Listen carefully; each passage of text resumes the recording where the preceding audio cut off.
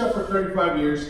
I worked for casinos across the United States. I've been to almost every Canadian province. I've been to most of northern Mexico. I've been to overseas, China, Philippines, and I've been to 49 of 50 states. Anybody have a guess which one I missed? New Hampshire, right? So, I don't know how I missed it, but I lived up there for many years, up in New York, working with the tribes up there. In my journey of life, and talking with Gemma and really showing my passion for this food, I have to tell you, there was a little point in every one of our lives that we talked about in these past couple of days that really shook us up. It kind of really shook us up as producers, as educators. And it came down to one little bug called COVID. And while we were sitting home running out of toilet paper, while we were sitting home thinking about where we're going to get our next foods, we also think about, where does our food come from? How are we going to be able to sustain through another illness, another pandemic? How are we going to find sustainable practices amongst ourselves where we're not dependent on things? And that kind of sparked me to say, you know what? My seeds that were planted by my ancestors, by my relatives when I was growing up in Oklahoma, are now coming alive. When I used to have my catering business, it was prime rib, lobster tails, it was everything that fine dining can tile, backyard barbecues, every kind of smoked meat you can think of. But right after COVID, somebody came to me and says, hey, chef, we want to do something that's really good. Can you make us some native food? Can you make us some Native American, real Native American food? And my first question was, what do you know about Native American? Anybody here have an idea? Not here, tribal agriculture. I'm glad you're here, thank you. I want to talk to you about it. But I'm proud of the efforts we're doing there. But the first thing that came out of the person's mind was what? Anybody? Indian tacos! And I said, absolutely. You know, and the reason why was because that at the time, 4 or 5 years ago, was what people understood. That was their concept of native food. So today when people say, chef, I see your foods. Can I have you come down and can you bring some fry bread? And I'm like, absolutely not. That's the Native American gateway drug. When I talk about drugs, I want to talk today about addictions. I want to talk about our methods of disconnect from our food, from who we are. And when we say fry bread, and I mean gateway drug, nothing in that fry bread came from the Americans. We're looking at wheat, we're looking at sugar, processed sugar. We're looking at frying in seed oils, and nut oil, or oils, and the majority of our native foods were never fried. But yet we glorify it. Believe me, you can go anywhere in the United States, any reservation, any place across the United States, and they're going to tell you who can make the best fry bread. They're not going to tell you who can make the best wasabi. They're not going to tell you who can make the best acorn stew. They're going to talk about grandma's best fry bread. Because now, it's so ingrained in our culture that you see fry bread power t-shirts in the shape of Superman and CDs. You look at that method of creating a culture off of something that has killed more people than genocide. I'm just saying, fry bread has allowed us to create bad behaviors, has really created bad images, and it just kind of lives up to the hype. If there's any questions after this, I encourage it, because I'm one of the least offensive natives you ever meet, so you can ask me anything you want. I mean, anything. Gemma knows. Gemma was unloading on me last night, all these questions. And I was just answering my zingers. But I want to take you on a journey. And natives were we use our eyes, we use our feelings, we tell stories. And this image up here is one of the ones that I wanted. None of the AIs could really help me, and this is something I kind of sat down for like 2 hours. AI is supposed to be quick, right? 2 hours just to get something that I felt was kind of symbolic to where I'm at right now. We talk about in many of our creation stories, many of our trade stories, many of our upbringings of where we are today, we talk about the 3 sisters. And this is where the word repatriate has been a big word in the past couple of years, of bringing our caregivers, our mothers, our families back together. Because we've become so disconnected with our own family systems today. But the 3 sisters are holding the future of our generations. And in native cultures, in many cultures across the world, We talk about 7 generations back, 7 generations forward. Right now, we're the 7th generation. And my prophecies that I've heard from when I was a kid from many of our tribal people, not all of us are the same. Just so you guys know, there's 500 different people. My language you just heard earlier is of the Shawnee language. And that's not even our true name. My tribe is called Picoitha. We're the Peace Chief clans, and we're the oldest out of 5 brothers in our systems. They call us Shawnee. We put us all together. Just somebody couldn't say our names. So I'm going to call you Fred. All right? So you're Fred. So on this journey, we're going to talk about why bringing this back to life is important. Not only is it health, not only is it mentality, not only is it our identities, it's something that we have been ingrained thousands of years to understand and belonging as a community. As you guys know, and we talked today in these meetings, when we build community, it's one of the hardest things we have. And I love Taylor's presentation. I'm sorry you guys didn't get to sit in on it. But one of the biggest things that he talked about was the jealousy among farmers. Jealousy among people doing good. And as community members, in many tribal languages, we don't have that word jealousy. It's a nonverbal cue. It's not even a word. Because of the animosity that we have towards somebody, it shows up in your body, in your persona, and in your actions. So, when we talk about reconnecting with food pathways, origin stories, this beautiful, beautiful maiden you see, a beautiful woman, she's known as the Sky Woman. And in many cultures and many people across this world, even in South America, all the way over into Africa, they talk about a mother coming from the stars. This mother came down. And when she came down with her, in her hands, she carried 3 seeds. And in those seeds, when she got down to the earth, she commissioned the turtle, Kila, the lasting of the wisdom, telling you, come up onto the water, use her back for what we call Turtle Island. You guys seen the image of the turtle laying on the map of the North America and South America? It's a beauty, right? There's a reason. I didn't have a helicopter to go back thousands of years ago and talk about Turtle Island. I didn't know every single. So we knew things, and what she did was she came back and she commissioned all the 4-legged wings to come around and said, we're going to bring somebody up on the earth. And that might have been the worst thing she could have done. I mean, we're here, right? So let's see. We'll get into that soon. But as she commissioned, she asked for them to bring the soil from the bottom of the water up on the back of the turtle. And she spread it, and then she took her 3 fingers and she made marks in there, and she planted mother, corn mother, bean mother, squash mother. And she covered it, and she told the 4-leggeds and the women's how this was going to work. And when it was our turn to come to this place, that they were going to help provide for us, show us directive. So the origin stories of connecting back to that go even before we were here in many of our stories. Now, stories are stories, but when it comes to living, feeling, growing, and trying to find your own way in life, these are ingrained. These are genetic, is what science calls it. So bringing this into life is origin, symbolism, work with the 4-legged winged family. Everything has a place. When we move into our food systems and we learn that our food systems are just not called food anymore. We have actual names that reflect what they do for us. Dami, Wabiko, Koskoviaga. Those are all of the words, and they mean that life-giving. That's what it means. It's a person. It's a person just like us standing side by side. How many here go out to your fields and actually talk to the crops? How many out here go out and talk to your pumpkins, to your squash, to your orange, your cucumbers, your tomatoes? That's a feeling you'll never understand until you can actually feel it and understand it. That's life.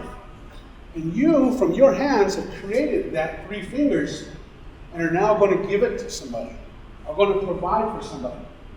That's a feeling that when you live that life, it's something that you understand.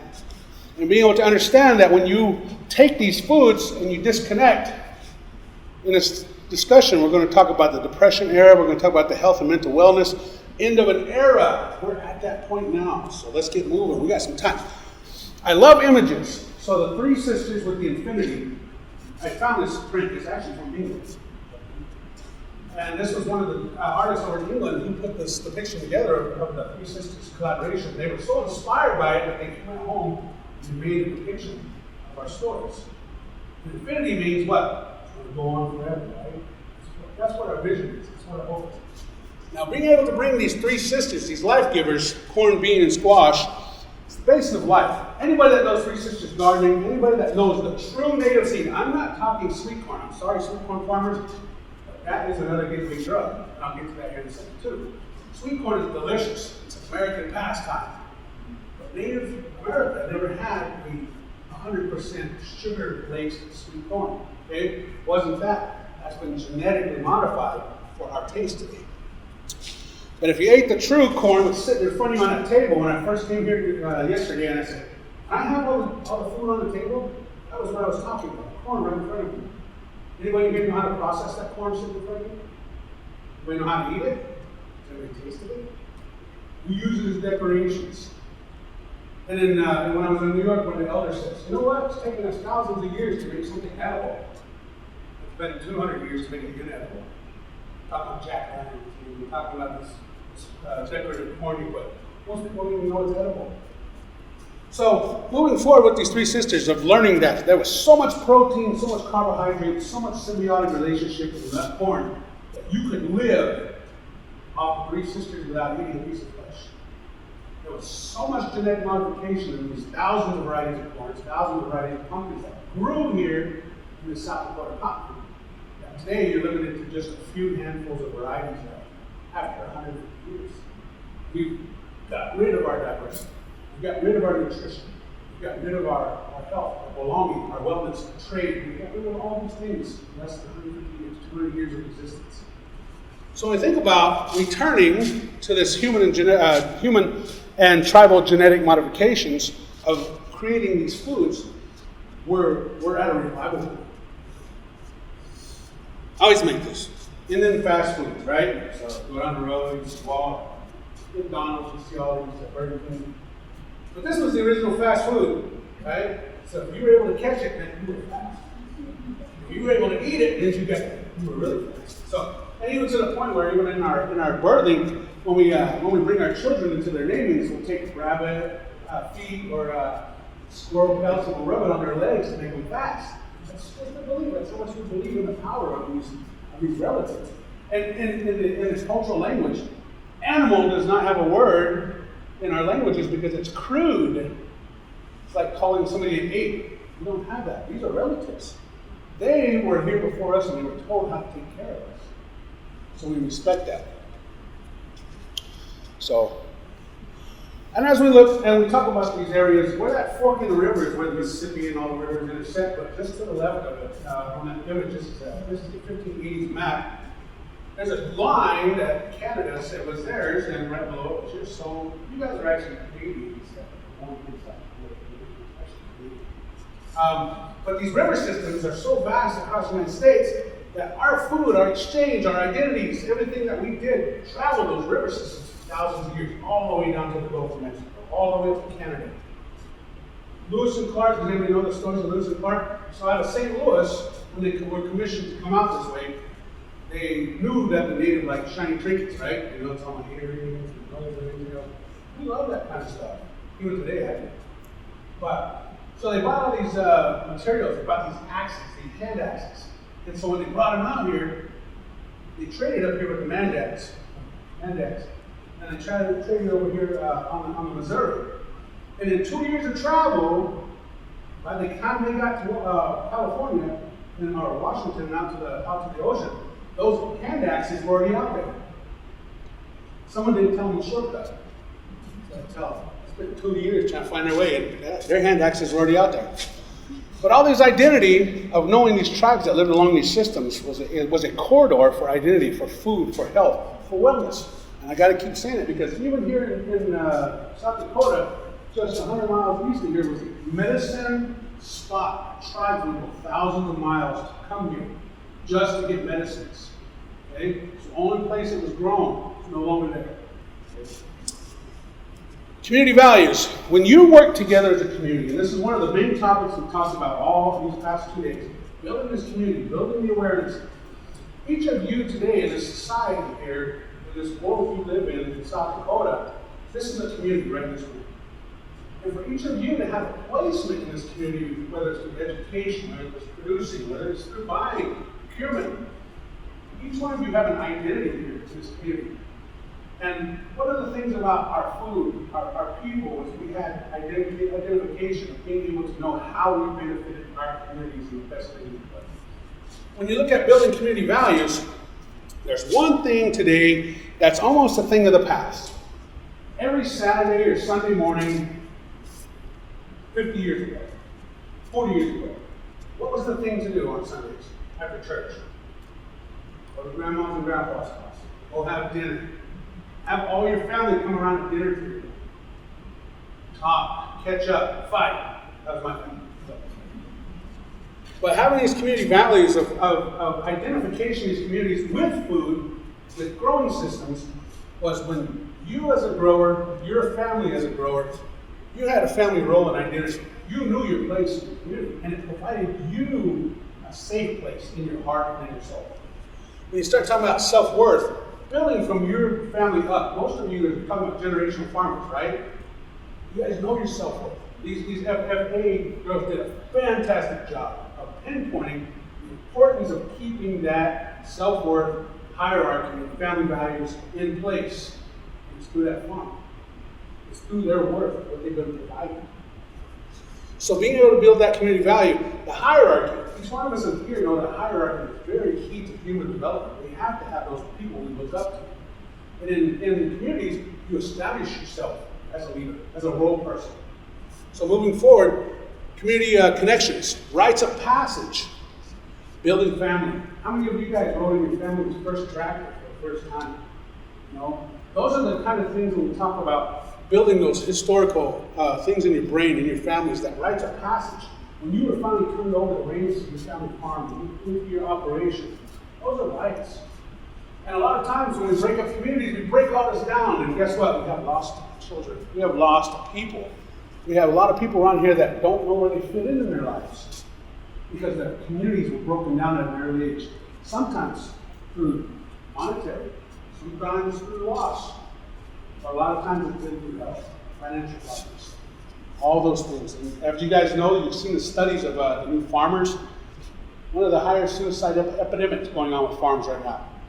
When that happens, that's community values being broken down. Today it's relevant. This is relevant. It's not just about teepees and longhouses. This is actually under your feet right now. When it comes time for our foods and our celebrations, our health, our community identification, our work, when it comes time, this is a 1510 depiction of a Muskogee green corn ceremony. This would go on for weeks, for months. This was naming ceremonies. This was weddings. This was celebration of food. The green corn ceremony amongst our people, this is predates Uncle Algie and Walmart or all these other convenience there at the time. But when that corn got this tall, got that tassel, and those first little corns came, we knew the Creator was going to let us continue on another year. So these ceremonies would come together to celebrate our foods. How many cultures out here? How many Germans? How many Czechs? How many Swedes? How many Norwegians? How many people we got in the crowd? And can any one of you depict a time in your life where you celebrated your food? Where you actually went out and touched that food and said thank you for being here? How many of those cultures still do that today? I live in Bloomfield, Nebraska, big German town, Czech town, Bohemians. It's not a word, but it used to be an insult. There you go. But when we talk about culture, every once in a while you'll see a street dance, or you see a Oktoberfest, or you see something like that. But when really did you as a tribal people, community people, celebrate the food? We have a Kolache Fest, right? How long does that last? 2 days? Maybe you get to go right around. But in reality, today, how many of you guys can walk into a Walmart Aldi and celebrate that? It's not about that. There's no connection. There's no heartfelt knowing who grew that food. Who put their hands in that dirt and put that food in front of you? There's no connection. And when I go around and speak to non-natives, I ask these questions. I only had one person come up to me and tell me, yeah, you ever seen that little candy open with that fermented shark meat? Or that thing? That was my people. Yeah, I was like, yeah, let's celebrate that. We'll puke all over the place. Anyway, when we talk about harvest and ceremonies, we start talking about belonging, building worth amongst the communities. And that's not only, I'm going to keep talking about building worth, because here's the problem. is when you take these ceremonies, these rites of passage away, these feelings of connection, you create depressed states of mind. You create a reliance on other people's energy to give you energy, instead of you embracing it. I am just like Taylor said in his speech, I can go down many wormholes. We're going to talk about conspiracy theory. But really, in reality, our generations of mentality has changed to the point where each one of us in this room, once we leave here, we're probably going to go back to our little areas, and we're not probably ever going to help each other again. Maybe see each other in a lifetime or 2 more times. Unless you work together, then you guys can curse each other when you get off work. But strengthening those tribal genetics. This is the beginning of understanding that our food systems are vast. Pumpkins. All these are real life pictures in the past 4 years. These are people that are bringing that back to us. They're showing us how to grow this food again, how to celebrate this food again. Now the problem with this is we're going to show you this food all day long. We're going to grow these vegetables all day long. We're going to put this food out there all day long. But if our children, our elders, won't eat it, what's the use? Today, we take our food systems, and my children are in school right now, in elementary, and when I first used to eat their food to send to school, guess what? Food shaming. Our children in the mainstream that are eating today's USDA school programs, they have no celebration. My children got shamed for eating their celebration. Why? One of the things about seed-saving efforts is we strengthen genetic chain. All these varieties, thousands of varieties, thousands. Also, eating seasonally. The problem is today we're addicted. Every one of us in this room are addicted.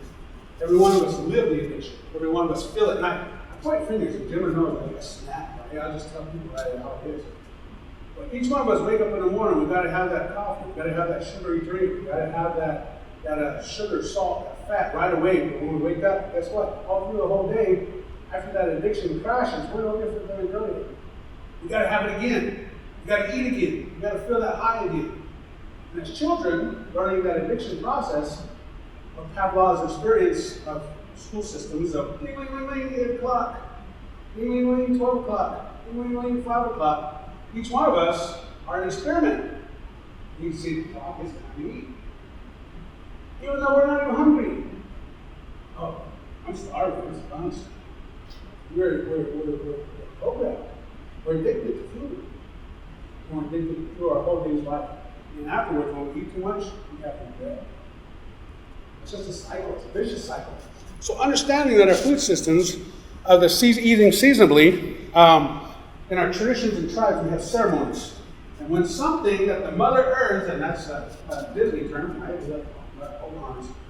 But when we say the Mother Earth, in our terms, the Kokila, the mother that gives to us, when she gives to us, that's our time to eat.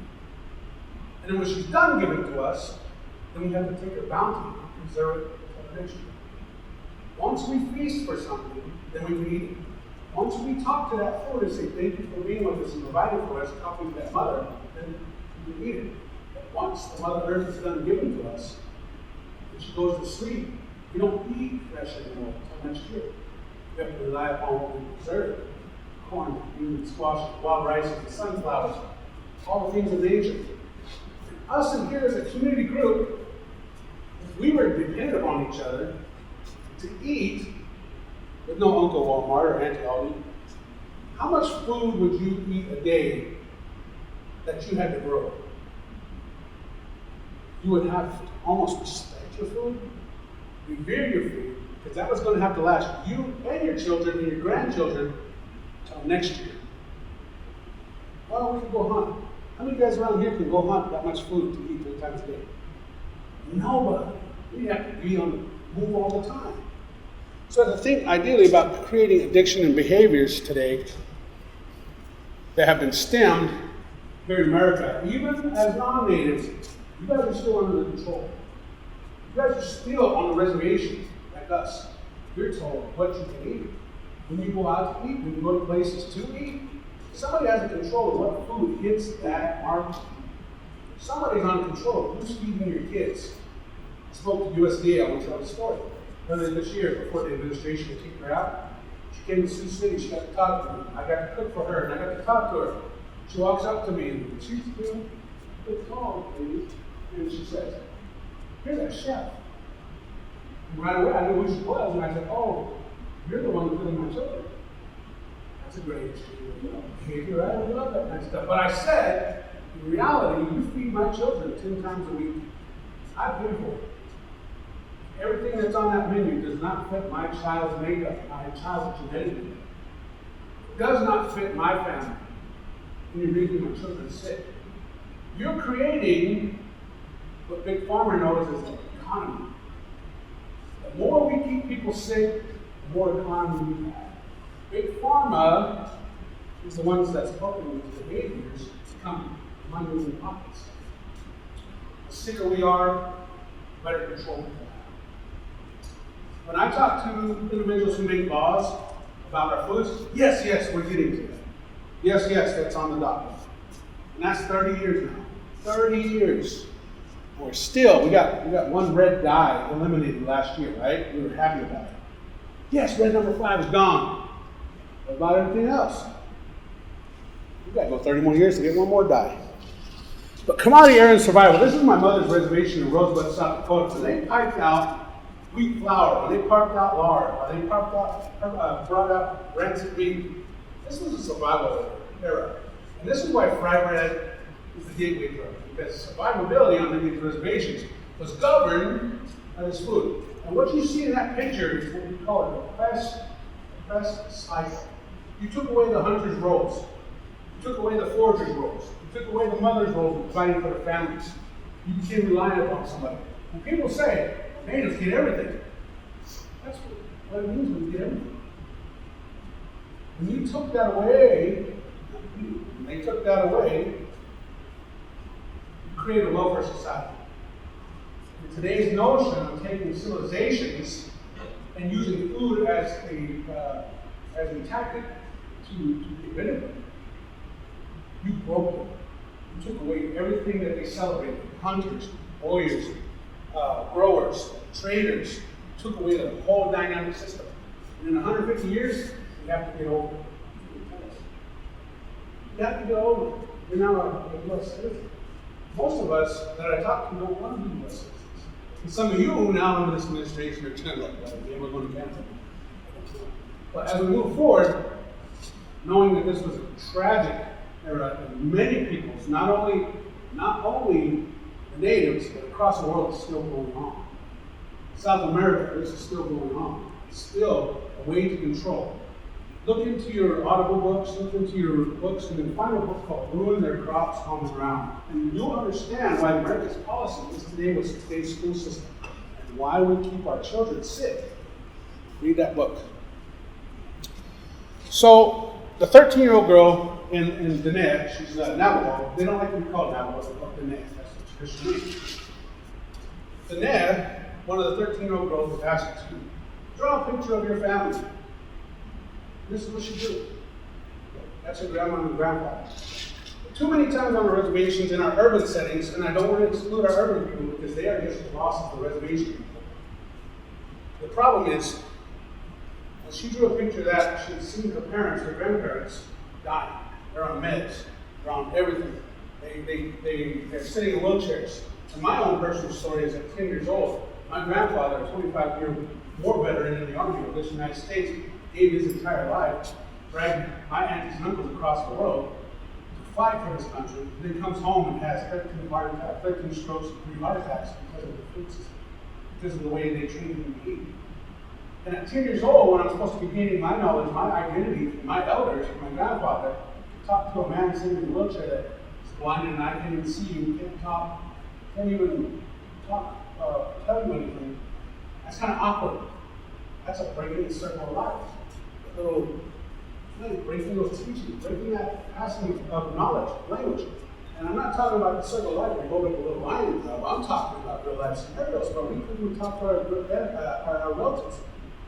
And for us to see our uncles and aunties pass away at 35, 40 years old due to addictive behaviors like alcoholism, drugs, overeating, being on diabetic medicine, When I did my journey out of sickness, I was 525 pounds. I was a chef in a casino. That was a big deal. I wore 8X TV, right? It was huge. I was 525 pounds. Every day I get off work. I get to work at 6 in the morning. I get out of there at 12 o'clock. I go party until 4 a.m. in Buffalo, New York, or wherever I live at the time. Get home at 6, do it all again. 2 hours of sleep. A little over 25 years of that was my life.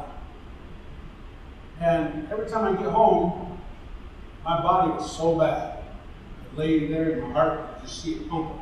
This thing would be bouncing off my chest.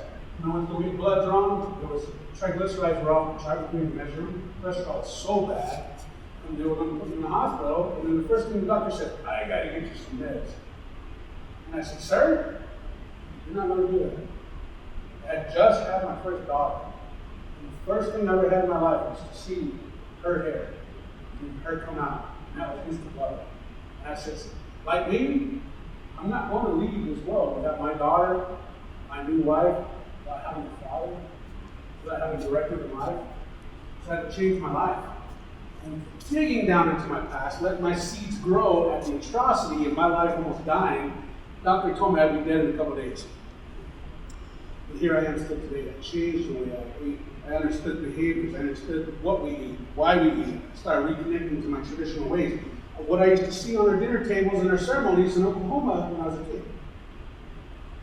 And then I started finding that way of life. 60% of my diet today is our native foods. I'm no saint. I eat pasta life. No, I didn't eat pasta life.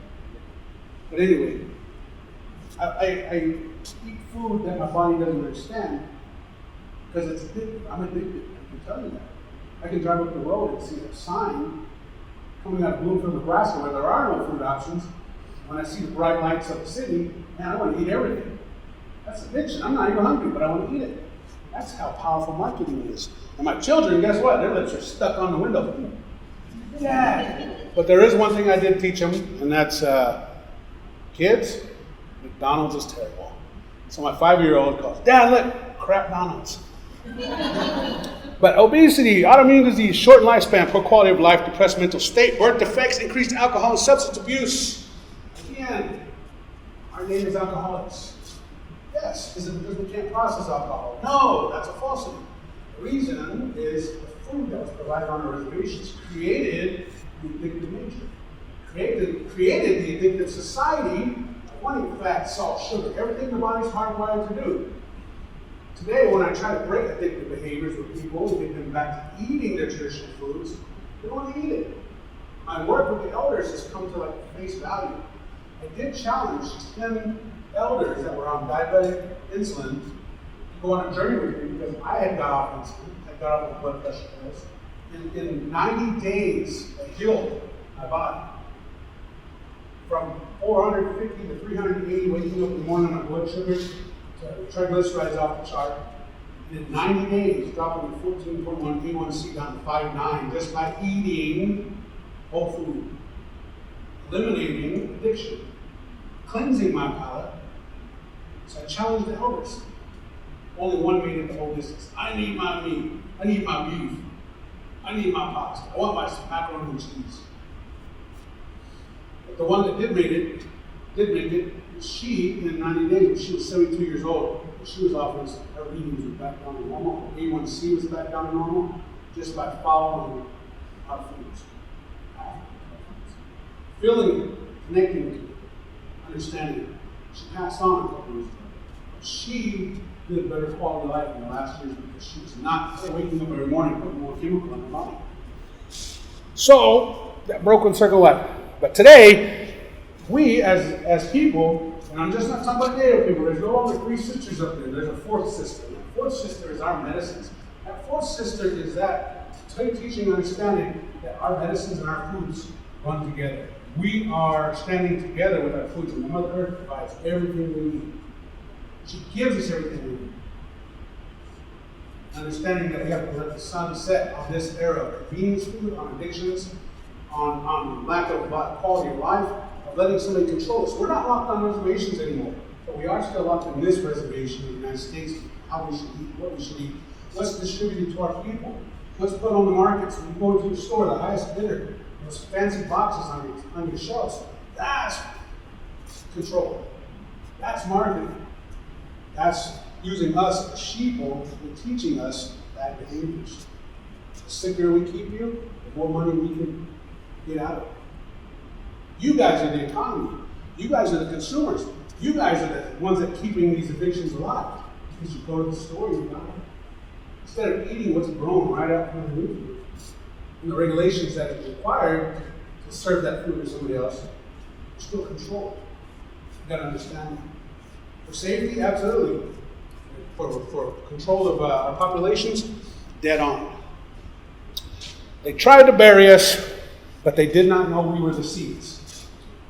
I'm not talking about people, I'm talking about our mentality, our process, our understanding of connection to this earth, of our feeling of our three sisters, of our four sisters, of our life ways, our trade ways, our hunting ways, our self-worth ways, our ways to heal our people, to carry our people, to carry each other. We are no longer just native people, we are all people, right? We are all here. We share this land now. But to be devoted to each other as a community, we create so much division in today's society amongst each other that we can't even talk on a regular basis. There's too much still uncertainty. I'll be one of the most awkward natives. I won't come up to regular games and talk to you. If you're not ready for a native, you will have to come down with it. Right? Caleb? I tell you. So, but being able to understand that us as humans here, we've got this knowledge. You guys are knowledge carriers. You guys have something that you've acquired, that you've learned, whether it be in these institutions or whether it be just from yourself, learning. Beautiful couple over here growing food, giving it right here. That's community building. To be able to understand that, these seeds are now coming alive. The prophecy I talk about is just one of them. There's so many, I can't tell you right now because they're not ready. But the one that's coming up right now that you know, this is when I was a kid, this old lady, Hoko. She's a kid food woman from up here in the Great Lakes. When she was a child, her father on a wagon brought the Kickapoo Fire down to Oklahoma. Her whole life of 90 or of 106 years old, she not once lived in a regular house. She lived in her traditional house.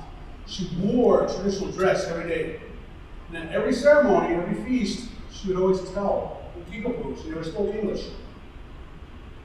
She told a prophecy. She told many. This is the one I'll share with you today. It says, when us, as natives, stop doing, us people, when we start dressing alike, we start talking alike, we start thinking alike, we start acting alike, native time is done. Many traditions and cultures across the United States know their civilization comes to an end. The native people of the Americas, we're almost there. But one thing about the seventh generation, we talk about seven generations. We're the seventh generation. We're in that era. When it comes time for us now to find relevancy with our old ways, with our traditional ways, we're never going back to that. So now it's time for us to take what I'm giving you right now and to create this hard line. And this is going to be the soil. I'm going to pass my knowledge of seeds to you, the knowledge of my ancestors. Right here, we're going to put it in the ground for this next shift, whatever's going to happen with our new people. Today, our shift of our people is behind the screen. We don't even know each other. Yet we talk to each other. We badmouth each other. We don't even know that we can't even read each other. We don't know how to look at each other in the face anymore. But whatever's coming forward, we're just putting forward. We need the seeds.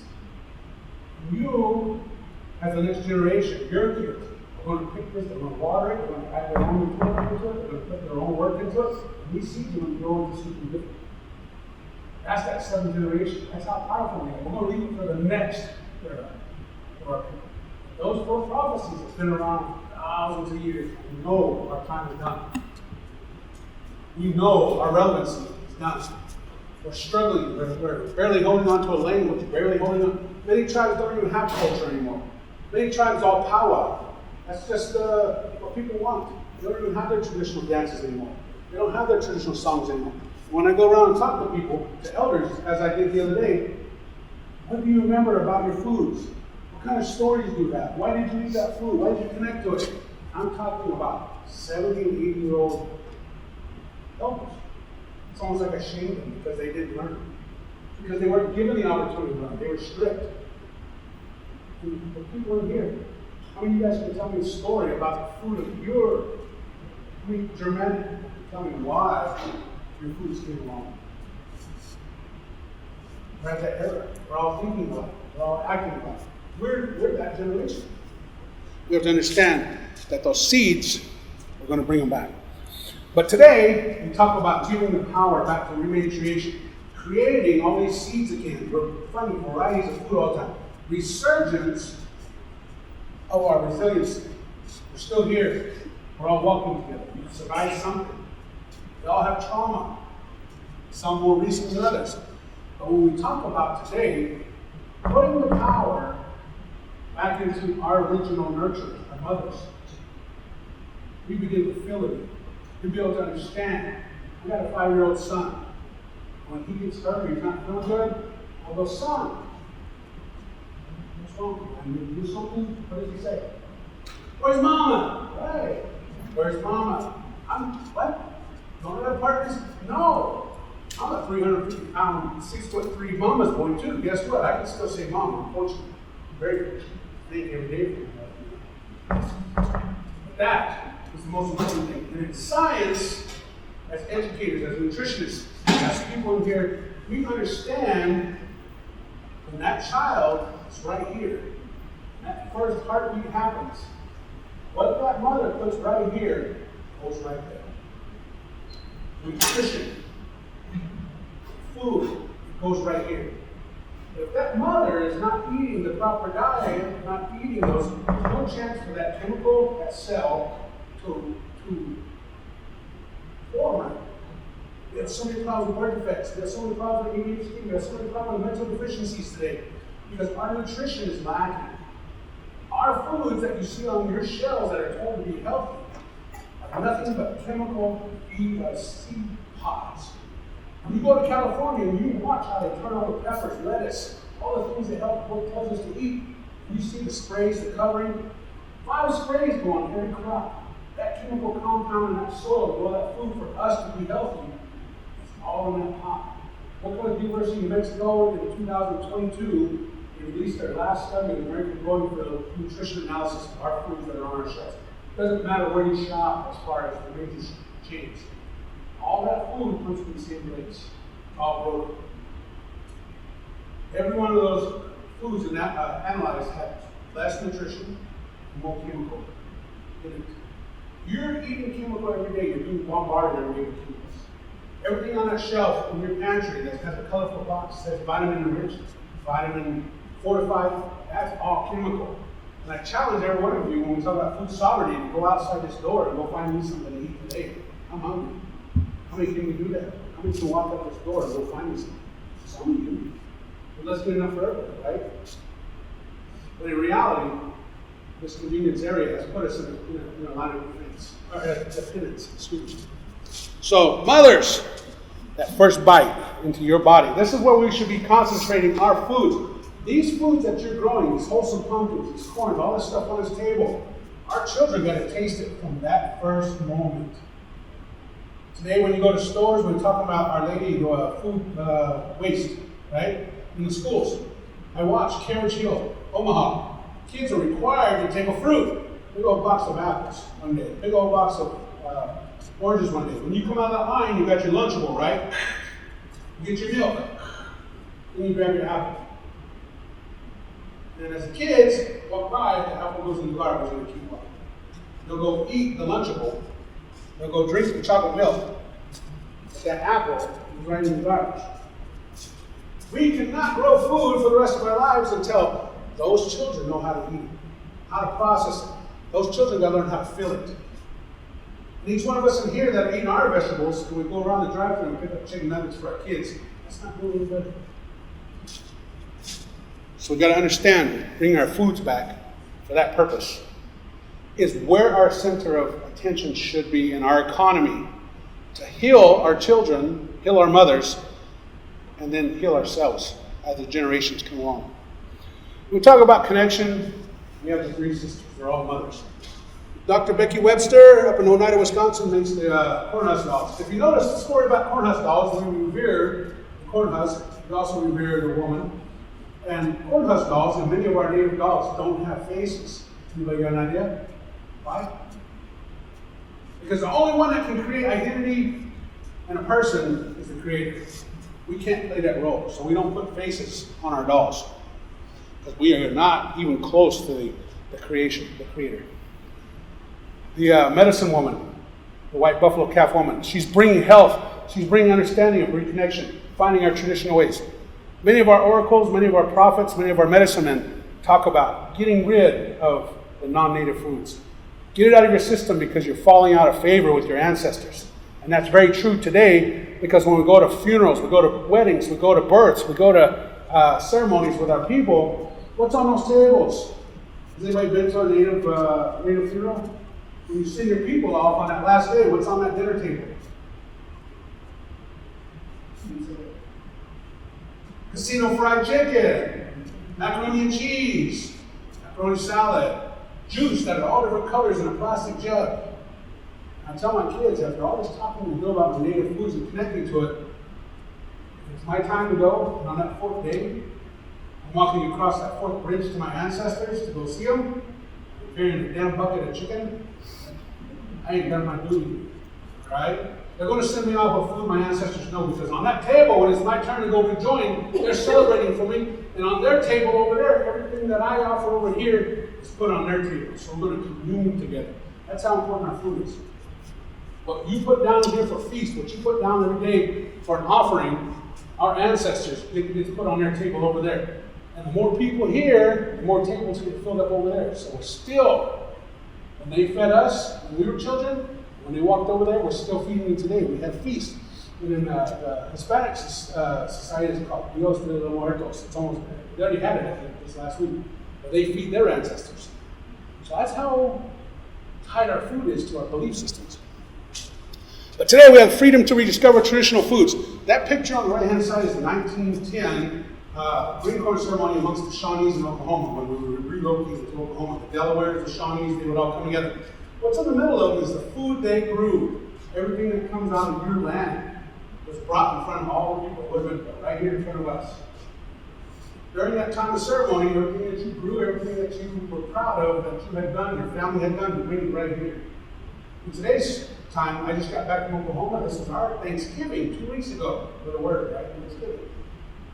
Well, I didn't sure. But in that Thanksgiving, our hunters went out for 4 days, our women processed bread for 4 days. On that last day, the hunters bring their hunt in, women bring their bread. We put it in the middle of our ceremony ground, just like this, and then we dance all day. And then right before that sun hits the top of the trees, we open that up and we distribute it. The men's hunt go to the women, and the women's bread go to the men. And then they take it back to their camps and feed the people. That ceremony there brought all the food in, and it was distributed for all the people around that campground to eat for their families. That's community. That's what we should be. That's a sustainable way. Talk about money. Yeah, absolutely. Talk about it. When it comes to connecting with these foods, it's kind of bad that our society puts a price on providing the basic elements of life. Food should be given, should be grown and provided. We shouldn't have to worry about a grocery bill. We shouldn't have to worry about keeping our farm alive, especially when we're feeding people. Our economy's messed up. As a Tribal College Small Business Administration, I talk to people about the differences in economies and business when it comes to the way traditional people did business. There was no concept of a dollar. Most tribes don't even have a $1, $2, $3, $4, $5. But when it comes to trade and value, that's how we do business. Today we're kind of messed up in that way. But this little farm on the right is up here in Ukawakwi, and you'll see on my bag, our foods. That family has opened their farm to the community. Anybody can go there and learn how to grow food, learn how to make baskets, learn how to process food traditionally. They also teach teachings. They also sing songs for the food. They also talk about the teachings of the origin story. They talk about the great law of peace and how food was offered to keep peace amongst the tribes. They talk about all of these things that food was related to. And it's open, it's free. I go up there as much as I can because I take trade goods up there. And when I fed the other day, I brought their corn down, I brought their squash, I brought all that food they produce there, and I brought it down and I fed people. I traded it. They didn't have money. But I gave it to people. Let them feel it. So it's alive. We're working. This is their farm. This is images of their farms. These are their corn brains. That corn right there has no sweetness to it. That corn up on your table, if you ever take the true native corn, there is no sweetness to it. Okay? You got a green corn ceremony where you need a little bit of the sweetness, but that's the milk of it. Right? There's no such thing as sweet corn. Sweet corn is the word is bastardization of a traditional food. If you now analyze sweet corn, there's no nutrition. It's all sugar pots. We just created an addiction cycle and we feed it to our children. They want to be eaten. You guys watch a kid eat a candy bar? Oh, the first time they eat it, their eyes light up. The next thing you turn around after Halloween and they got 10 empty wrappers. What? That's sweet corn. What does that do? Makes you want to eat more. Keeps you addicted. But the traditional foods here, they're also using traditional methods. That's their kitchen. They teach people how to process the food, eat the food, they understand the food, they feel it. I was up there a couple of weeks ago. I got to cook for the whole community. And it's important because the most important thing about that thing, that little center in the middle, that's got all the corn and jars and stuff, that's a trading post. What I mean by trading posts is you go there, you don't bring cash. Okay? You don't bring cash. Bring something of your worth. And you trade for it. Put a price on one of our mothers, put a price on one of our family members, in the form of $1 and the form of something like that, taking away the but to understand that the work, the nourishment, and the basis of our life, our ancestors are in those jars. Our kids, our future generations are in those jars. That's what we're going to eat to create healthy futures. When we know that we reconnect, and this is a big study going on right now with the IHS, and IHS is another one of those dirty words for me, because when I was in medical school, and I was growing up, I wanted to be a doctor. My grandfather was a healer, and one of the things he would do is take me around with him, and I watched people well, because of the way he treated them, because of the way he talked to them, because of the way he fed them, and the way he interacted with them. He made them believe in themselves. Themselves. And I'm not talking about just basics, I'm talking about cancer, I'm talking about some heavy illnesses that these people are on deathbeds. And he healed them because he made them believe that the foods they ate, the teas they drank, the prayers they said would help them. He helped them. It wasn't always 100%. But when I went to medical school, I was preparing myself for where I wanted to be. I found out that our common medicine practice today do not even resemble that way of food. I lost this course. I worked in hospitals. I kept seeing people get sick. It was very detrimental. But seeing today, when we change our way we eat, the way we believe, the way we can feel, the way we connect, we start seeing the belief and persistence. We start seeing families staying together, talking together, eliminating addiction problems of eating sugar, salt, fat, which leads to drug abuse, alcohol abuse. Because once you get that initial hit of your sugar, you got it. And as you get older, you don't get it anymore because your body's in a depressed state and you have to have something that makes it harder. A lot of people don't escape that realm. A lot of people do the drugs, the alcohol. It's a lot of fun. It does nothing for us as far as with ourselves, our families. So that table right there is something I created for that farm. I fed the communities. This was a couple years ago. But the people that came there, we did an experiment. One of the things we did was we put all of the grown foods on this side of their house.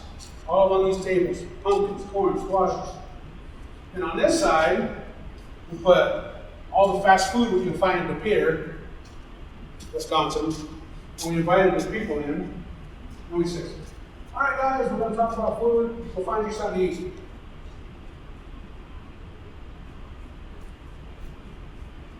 Everybody picked up all the hamburgers and pizzas, and then decided, hey, Baxter, hey, people, wake up. The food is right here. Why did you not cook that food? That looks cool. That's where we're at today. We're at that point today. So, when I say in my real life stories of understanding, NPR lean, ripping the fry bread in half, fry bread is dead. gotta break that behavior cycle. Gotta break that behavior. Gotta break the addiction. Gotta break the behaviors. And to be honest with you, one of the facts that is really up to date and has been really talked about is that I'm a history buff. I like looking into research.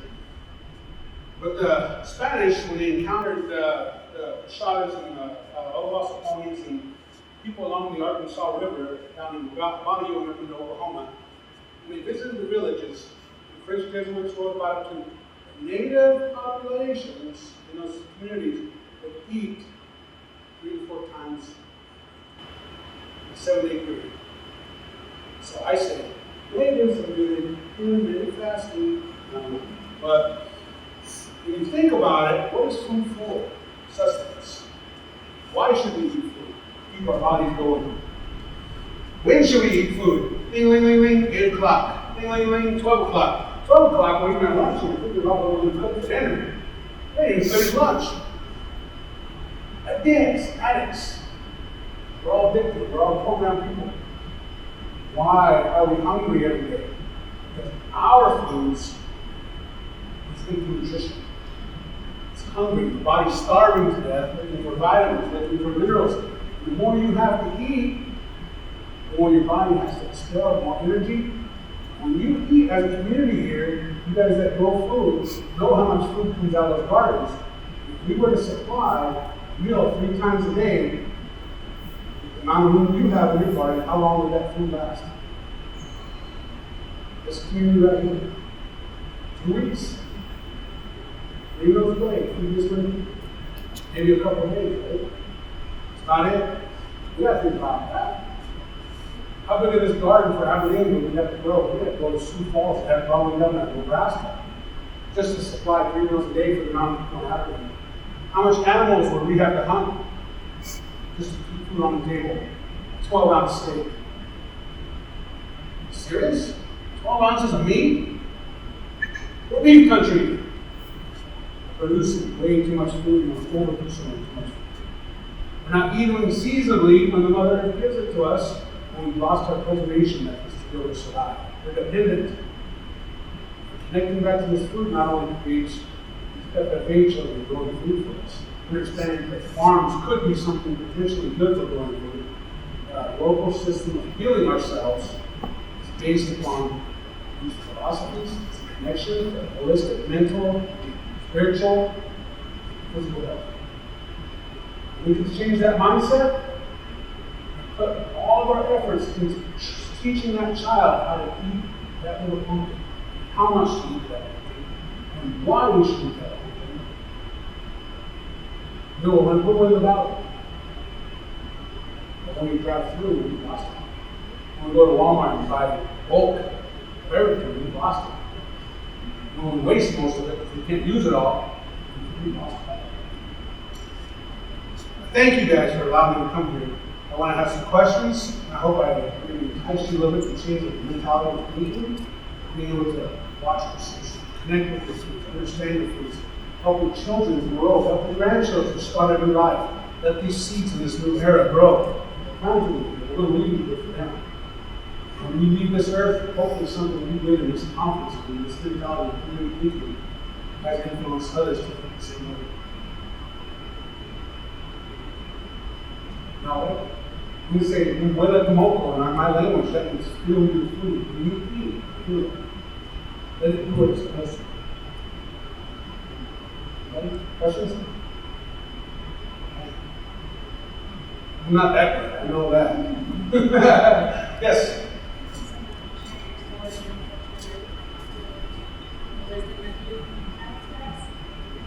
I'm curious what your favorite ways to cook, your favorite food, native food, and Yeah, so I'm going to be honest with you. And tribal, really tell you this too. Amongst our tribal people, we're finding those varieties. Dead echo hoppers brought back almost 6 varieties of palm. We're looking at now that you can go to their shelf, and there's 15 varieties of beans. So when I go to some place and I see people that have invested in recreation, they bring back our mothers, and I see something, oh man, I gotta have it. That's exciting, right? That's finding that I'm not going here buying a new car, I'm buying a new bean, or I'm buying a new sauce. You know, so when I go around and put those ingredients, find them, that's exciting. Because I want to try it, and I want somebody else to try it. I want them to do it. And when you can say, it's right, this bean has another flavor. This is actually bean that came from so-and-so up in Canada. You know, when you go and tell that story for them, I really appreciate it. You really appreciate it. So I have to say, I don't want to fake it because it's ever coming all the time. When I went to the doctor last week, they had 4 new washes. Come on, I traded it. I'm going to trade story real quick, I'll tell you. When I was trading as a way of life, you guys know when you go to churches and you go get your food and prepare something for somebody, that makes you feel good, right? That's why I became a chef. I was saying, telling this story last night. When I go around and I could get a cookbook for people. Come on, chef, we're in the restaurant. Are you kidding me? What the heck? I don't have to read like that. I don't think you can buy it. When I get to see them, conversing, talking about the foods that I offer, and they heard my story, that's joy, that's a trade. They're giving me something. My story in Wisconsin was I took all these home pots I wanted to do. I took some hot beans that I had, and some of the corn that the children do, our children were doing. I took a bag of Omaha corn there, and this couple came. She said, his mother and daughter, and she goes, hey, I saw the feathers. I said, yeah. I said, what do you got? She said, well, I'm a fashion designer. I said, okay. So she showed me some shirts that she created. Oh, this isn't a fashion show that we made. And she showed me a ribbon skirt, and I'm like, I don't need that for you. But I said, I know somebody that can use it. So I said, what do you want? She goes, oh, I saw the hot wings. I'm going to make this all up. Here's the feather, I guess, for our children. That right there is native comics. We don't get it for ourselves. We trade so we can give it to somebody else. That's what our society is. You don't take it home and put it on the shelf. It gets used for something. So I said, okay. So I grabbed the green shirts and I grabbed the ribbon skirt and I can wear it out. And I said, show me pictures of the children. I can finish with the sales. I would. And so she said, this is my mother. She's a little old lady. She comes up. She said, well, my mother kind of shy. She don't know how to do this. And I said, find somebody else. I'll live in your tree. You know? So I said, well, what do you want? And she said, I saw that home. I said, yeah, the children do that. She said, oh, we want to soup for my kids. And I saw it. I said, yeah, sure. So then I said, what do you have? And she said, I don't have much. So she had this little paper bag, and she brought it up and I looked at it. I said, oh, cool, tomatoes. And I said, where are they? Did you grow them? I got real big. She started explaining every one what she did for everyone. Green ones, yellow ones, purple ones, striped ones. And she showed me them, and I said, oh, those are beautiful. I said, can you look at that one? And she says, yeah. And I said, this is all I got. And I said, well, it's not. I said, you have a smile? And she smiled really big. And I said, you have a hug? So she hugged me this tall. And I said, see, you do have something to trade. That was medicine. That made me feel good. It doesn't always have to be a problem. Be something you're good at. So we trade. She went on her way. Let's trade powerful people. Really powerful. That's a very good question. But when you get into this, I keep that smile, right? And then when you sit down, keep that smile. Because that's powerful. You can see that with others. There's more things to do than just live yourself with power. There's a different way of life. Anybody else have questions? I appreciate your time, and I appreciate the opportunity for me to speak to you. And I loved a lot of the looks as I was talking around. Those of you guys have been talking about a little bit. Anything you guys want to know about the native populations? That's another thing. I would definitely talk about that. So, you might go to the casino? You might leave your money at the casinos? Casinos are not revenue streams. For many nations out here in the West, it's a place to provide time. To be able to create economies and get the necessities of our electricity, foods, their homes. Nothing to do with this. So, did you mention, so I was looking when Megan was asking about food preparation. Yes. So, Sean, Correct. yeah. Yeah, so Sean and I have been friends for a long time. Our last conversation we had up at earlier this year at Bismarck for the Native Econ Summit was, he said, I'm ready to retire. I said, great, we've done a lot of things. He brought us to the forefront, right? We've been doing this for 35 years. We've been 89, 80, 89, 90. We had a seed regeneration. We were trying to put food back in collecting native seeds. The most important thing about that time was our elders said, don't give the seeds to the government. Don't give the seeds to the white man. Excuse me.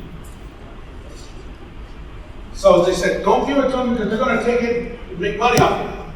So they told us, be careful. That was 89, 90, right? 89, 90. So we did all this work. And we planted people's gardens. We did community feeds. We fed the food to people. Seed save. Guess what? Just like you guys that are dependent on grants for your positions, their money right now, so did our efforts. We're back. 2006, we tried to do another seed exchange, another growth. The government said, hey, we'll give you some money. We'll grant charity foundations, get some money. So let's bring our food back. That money ran out, so did the efforts. Chef Sean Sherman has put us on the map. That's some greater work. My cousin, Crystal Walkenpaw Copeland, fantastic job. Benali, Chef Benali, a lot of the chefs are now coming out. When I first started native casinos across the United States, I worked in Morongo, I worked in Florida for the Seminoles, I worked in New York for the Senecas, I opened Seneca Allegheny, we went to Seneca Niagara, I worked there, I went to Hackensack, Mohawk, I worked for Quapaw, for Chickasaw, Shining Rock, Oklahoma, and the Cherokees. Every one of those facilities, all those chefs and all those outlets, not one single one was vegan. So every time I was recruited, he goes to the casino, they said, what about our native foods? Can we put those on the menu? Absolutely. What I put on the menu? Started putting salmon, started putting deer, elk, venison, everything we could source. That was USDA. Advising, not one single person knows outlets why. Native food wasn't there. Like I said, it only took one of the blood for us to think about that, for us to really appreciate what we should be providing.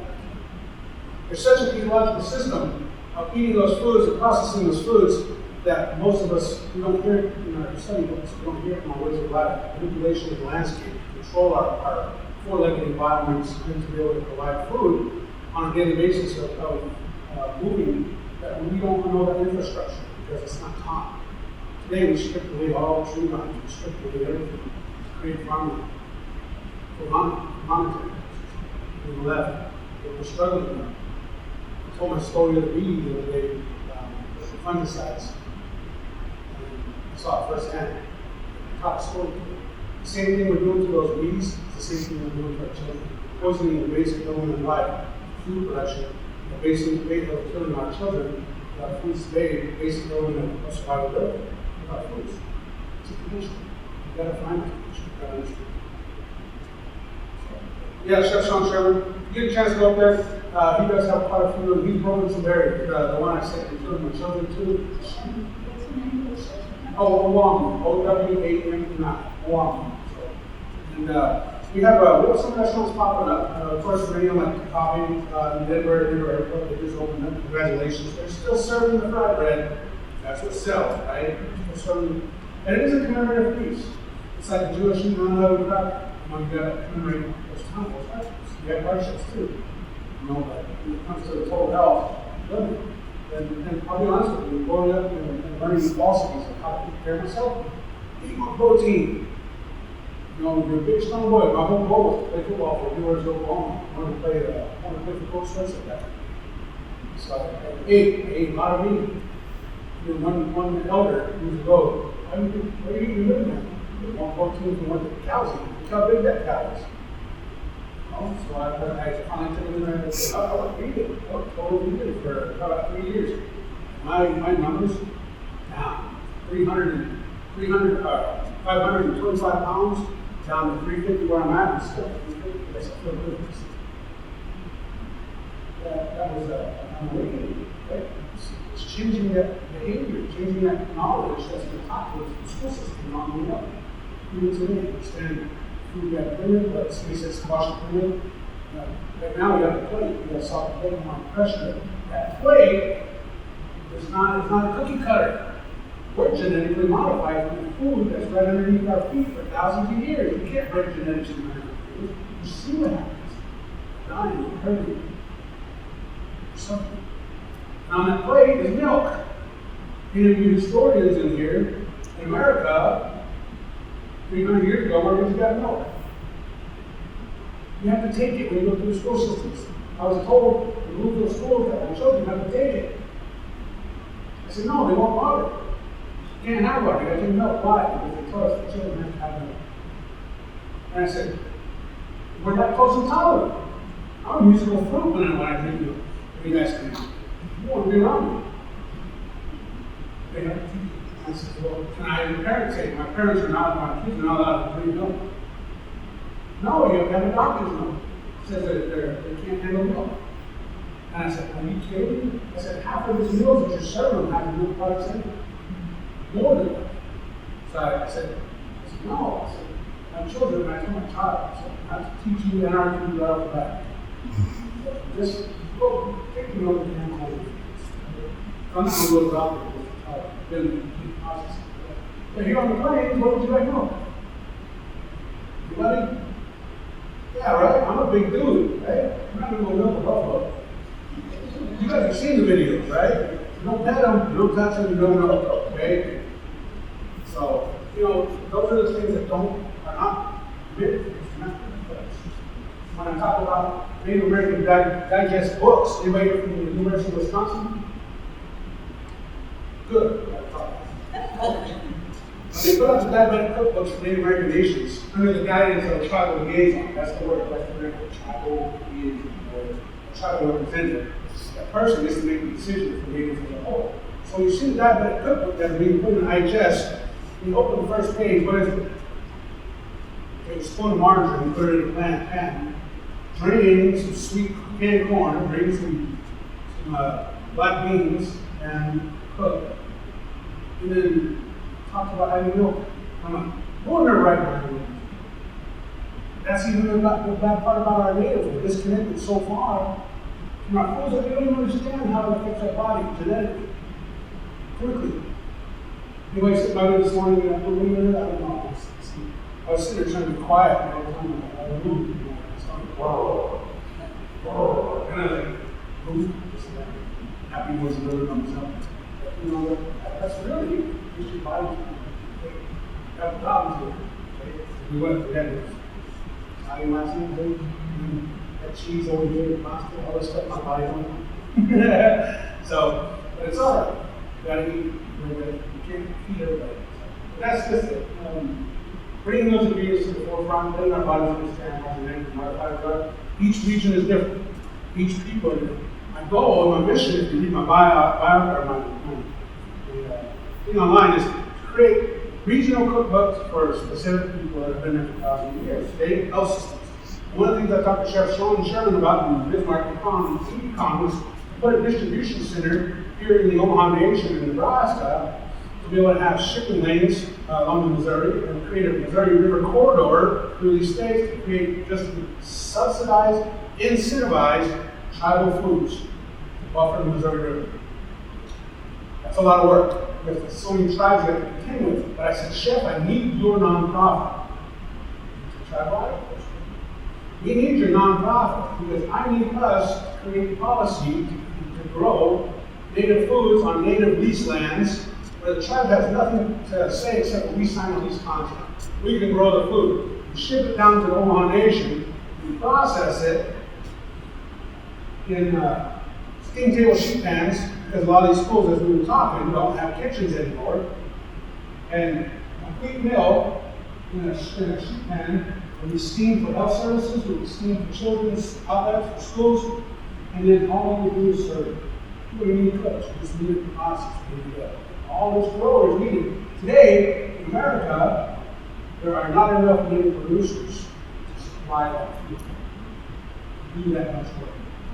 It's minuscule, we have to put a chef system, a kayak.